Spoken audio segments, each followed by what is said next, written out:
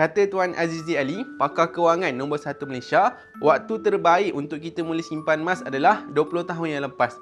Yang mana tuan-puan, waktu tu 1 gram hanyalah RM35 sahaja. Tapi 20 tahun yang lepas, kita tak dapat dah nak kembali kepada harga tersebut. Dan waktu kedua yang terbaik untuk kita mula simpan emas adalah sekarang. Yang mana tuan-puan ada duit dan duit tu memang tuan-puan tak guna untuk jangka masa panjang.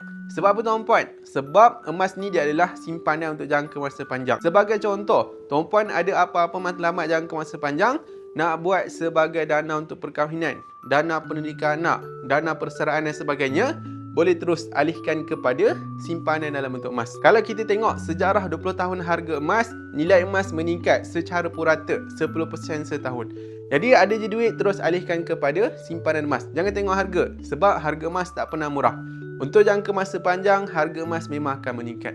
Jadi itu sahaja tuan-puan. Bagi tuan-puan yang ada duit yang memang tak guna untuk jangka masa panjang, boleh alihkan kepada simpanan emas hari ini. Jadi bagi tuan-puan yang tengok video saya ini, yang belum ada akaun emas dengan Publigo lagi, boleh terus klik link di bio, nanti saya akan bantu dengan sebaiknya.